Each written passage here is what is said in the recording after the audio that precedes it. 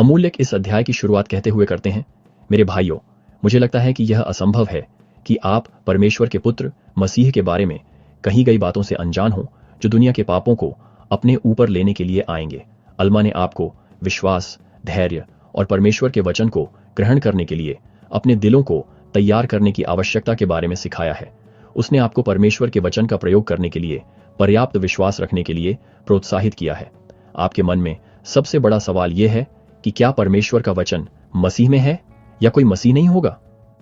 मैं आपको गवाही देता हूं कि मसीह दुनिया के पापों को अपने ऊपर लेने के लिए मनुष्यों के बच्चों के बीच आएगा। यह आवश्यक है कि प्रायश्चित किया जाए, क्योंकि अनंत परमेश्वर की महान योजना के अनुसार इसके बिना सभी मानव जाति नष्ट हो जाएगी। सभी पतित और खो गए हैं और प्रायश्चित के बिना नष्ट हो जाएंगे।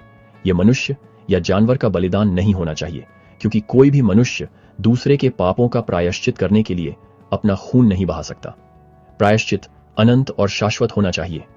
मूसा की व्यवस्था ने उस महान और अंतिम बलिदान परमेश्वर के पुत्र की ओर इशारा किया, जिसका बलिदान व्यवस्था को पूरा करेगा। यही व्यवस्था का पूरा अर्थ है, और उनके अनंत और शाश्वत बलिदान के माध्यम से ही हम बचते हैं। दया न्याय की मांगों को पूरा करती है। केवल पश्चाताप और मसीह में विश्वास के माध्यम से ही हम उस दया तक पहुंच सकते हैं जो हमें बचाती है। पश्चाताप के बिना केवल न्याय ही हमें निगल जाएगा। दया के लिए परमेश्वर को पुकारो, अपने आप को उसके सामने नम्र करो और सांसारिक और आध्यात्मिक आशीर्वादों के लिए प्रार्थना करो। खेतों में, अपने घरों में और मुसीबत के समय प्रार्थना करो, लेकिन याद रखें, आपकी प्रार्थनाएं सच्ची होनी चाहिए। यदि आप जरूरतमंदों और पीड़ितों को दूर कर देते हैं तो आपकी प्रार्थनाएं व्यर्थ हैं। अब पश्चाताप का समय है। बहुत देर होने तक इंतजार मत करो। यदि आप अपने पश्चाताप के दिन को टालते हैं तो शैतान की आत्मा आप पर शक्ति रखेगी। परमेश्वर अपवित्र मंदिरों में वास नहीं करेगा। यदि आप स्वयं को नम्र करते हैं, प्रार्थना करते हैं और पश्चाताप करते हैं तो आप परमेश्वर से मिलने के लिए तैयार होंगे। उसके सामने भय के साथ अपने उद्धार के लिए काम करो। जागते रहो और प्रार्थना में लगे रहो।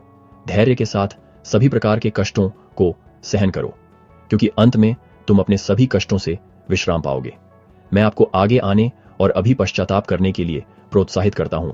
देर मत करो। अब समय है कि मनुष्य परमेश्वर से मिलने की तैयारी करें। विश्वास, पश्चाताप और नम्रता के माध्यम से खुद को तैयार करो